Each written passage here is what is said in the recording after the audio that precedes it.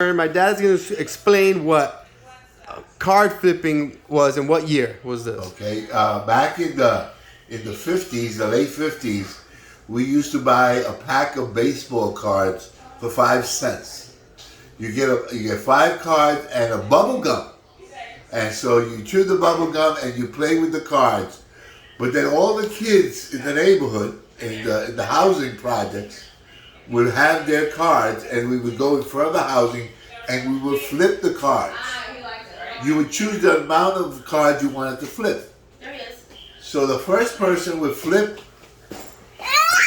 Oh my God. You would start by The baby. taking a card and holding it in his, with 3 fingers and 1 finger, standing straight up, and he would flip the card into the air. The card would flip through the air and fall on the ground. Okay. It'd either be a heads or a tails.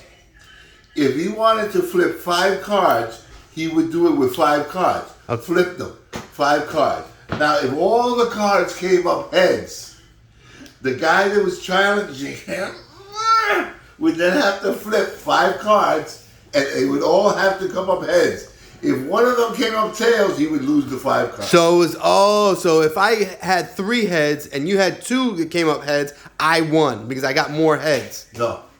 If I flipped and I got 3 heads and 2 tails, you had to flip 3 heads and 2 tails. You had to match my flip to win my cards. Well, so what if I flipped more? What if I got more heads? You would lose. I would lose. Because you had to match mine. If I flipped 10 heads, you had to flip 10 heads to win. Oh, to win. To win. But if you only flip 9 heads and 1 tail, then you lost. But then if I flip 5 heads and 5 tails, you would have to flip 5 heads and 5 tails in order to win my 10 cards. I could flip up to 20 cards, and you'd have to match whatever match. But we got real good at it, holding the card a certain way where it would always flip the same way. Oh. So we got to get the knack of it. And so when you became good, you could flip 20 heads and let the other guy try and flip 20 heads. That's hard.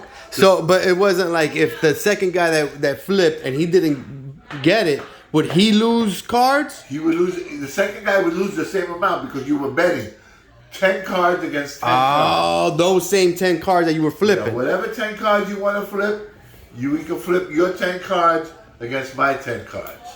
And so I would flip the cards, and then you would flip your cards. And if you match mine, then you would take mine.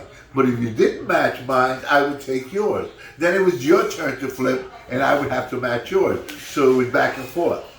Oh, so it was about matching exactly. Matching exactly what the other guy flipped.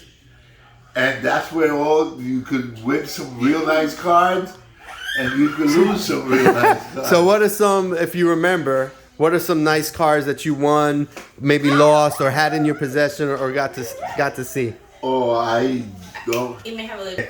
So going back to what we're saying, what cards you can remember? Oh, I remember having the Mickey Mantle card.